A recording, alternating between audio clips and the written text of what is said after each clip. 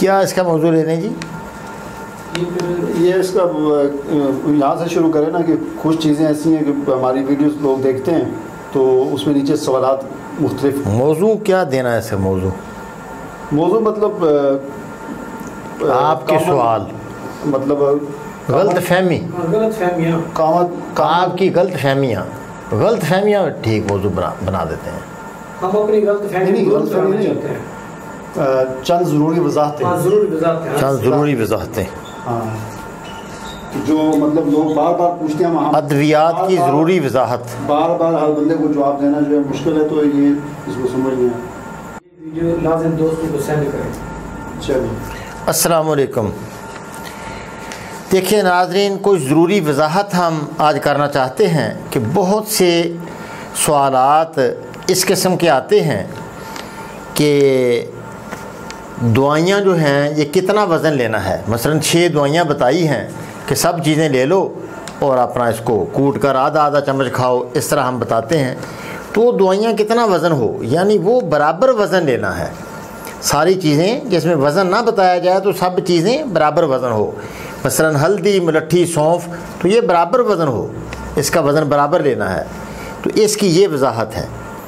अच्छा, फिर पूछा जाता है कि खाने से पहले लेना है कि बाद लेना है। देखो भाई, तमाम दवाइयाँ खाने से बाद ही लेनी चाहिए, खाना खा के लेनी चाहिए, क्योंकि हाज़मेदार होती है, उसने मैदे पर अमल करना होता है, तो बेहतर है कि खाने के बाद ली जाए। कुछ इंतहाई ज़रूरी तौर पर खाने से पहले भी ज़रूरत होती है उसकी, तो वो हम बता देते हैं कि खाने से पहले लेना है। या कोई ऐसी जहरीली दवाइयाँ बाज़ औक़ात खानी पड़ती हैं जिसमें कुचला होता है या ऐसा, तो वो दूध के साथ भी हम बताते हैं, या घी और उसके साथ बताना ज़रूरी होता है ताकि बंदे को नुकसान ना हो। तो ऐसी चीज़ें तो हमारी कानून में है भी नहीं, इतनी जहरीली चीज़ें कोई कि उसके साथ दूध घी खाना बहुत ज़रूरी हो, तो वो हम इसलिए ऐसी वजाहत नहीं करते, तो वो खाने के बाद ही खाया जाए। और पानी के साथ खाना फिर दूध के साथ उस वक्त दिया जाता है जब कोई चीज़ बहुत सख्त हो। हर दवाई, मेडिकली दवाई भी पानी के साथ ही खाई जाती है और आम दवाइयाँ भी पानी के साथ। वो एक हमारे पास मरीज़ आई, बीबी औरत थी, तो हमने पूछा भी आपका क्या हाल है, 10 दिन हो गए हैं दवाई को। कहती मैंने दवाई नहीं खाई आपकी, क्योंकि मुझे दूध नहीं मिला तो मैंने खाई नहीं। हालांकि ये ऐसी बात नहीं, दूध नहीं मिले ना, दूध के साथ बताई हुई चीज़ भी आप पानी के साथ खा सकते हैं आप, इसमें कोई मसला नहीं। तो ये भी वजाहत ज़रूरी है। चम्मच कौन सी इस्तेमाल की जाए? देखो, जब भी चमची की बात होती है ना, तो अगर वजाहतन कोई ऐसी दरमियाना चम्मच हो तो हम बता देते हैं भी चावलों से छोटा और चाय वाली चम्मच से बड़ा।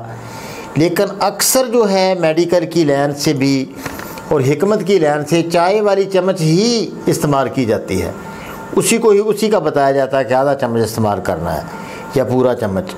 तो दादर करने का क्या मसला है? दादर करना यानी कोफ्ता बेख्ता, छोटे छोटे टुकड़े, दादर यानी उसको करना भी बहुत ज़्यादा, यानी बारीक पाउडर ना हो, बल्कि हल्का फुल्का उसको दादर कर लें, यानी छोटे छोटे टुकड़े उसके कर लें, क्योंकि वो भिगोना होता है पानी में, पाउडर का कोई फ़ायदा नहीं होता। तो वो कुछ दवाइयाँ ऐसी भी होती है कि दादर करके खानी होती हैं वो, ताकि मैदे में ज़्यादा देर तक कायम रहें, इसलिए उसको कोफ्ता बेख्ता भी कहते हैं, दादर करना भी कहते हैं। कम बरीक करना यानी पूरा उसको पाउडर नहीं बनाना, बल्कि उसको दलिया सा उसका बना लेना, वो दलिए को कहते हैं दादर करना। ठीक है जी। कपड़ छान करना, वो कपड़ छान करना आम तौर पर छाननी से हम दवाई गुजारते हैं, तो बाज़ औक़ात एक मैदा बनाना होता है दवाई का, तो उसको फिर कपड़े के अंदर छानते हैं, तो वो कपड़े के अंदर से छानने को कपड़ छान कहते हैं। कपड़ छान करके बरीक कर लें। इस तरह पिछले दिन गंधक आंवला साथ जो तेल सरसों सर में लगाने का तेल नहीं बनाया था, बालों में लगाने का तेल, जिसमें 75 ग्राम हमने गंधक बताई थी और 100 ग्राम जैतून का तेल, तो उसको कपड़ छान करना बताया। वो बड़े कमेंट्स आए कि वो किस तरह कपड़ छान करें, कपड़ छान करने का क्या मानी है। तो कपड़े से उसको गुजारना, ये है कपड़ छान करना। तो उम्मीद है कि आपको इंशाल्लाह समझ आ गई होगी, आपकी गलत फहमियाँ ताकि दूर हो जाएं। अक्सर कमेंट्स ये आते हैं ना, तो जवाब देना इतना ज़्यादा मुश्किल हो जाता है। फिर दूसरा हमारी गुजारिश है कि समझ ना आए तो पंसार वालों से रब्ता करके आप उनसे समझने की कोशिश करें।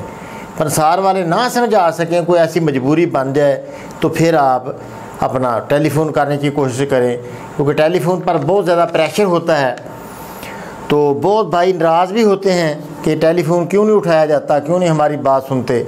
तो भाईजान फॉलोअर बहुत ज़्यादा हैं, तो बहुत सारे लोग बात करना चाहते हैं। 7 से 8 बजे तक सुबह भी हम बात करते हैं। ज़ोहर के बाद अगर प्रेशर ना हो हमारे ऊपर तो फिर भी हम फ़ोन खोलते हैं। फिर असर के बाद भी खोला जाता है, मगरिब के बाद भी, इशा के बाद भी। तो हम कोशिश करते हैं कि बातों का आपके फ़ोन सुने जाएँ। तो अपनी ताकत के मुताबिक हम सुनते हैं भाई।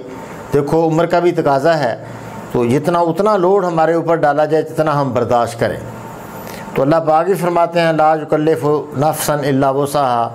इस तरह ही है जी, ला युकल्लिफुल्लाहु नफ्सन इल्ला वुसअहा, यानी उतना मशक्क़त अल्लाह डालता है जितना उसके अंदर वुसअत होती है।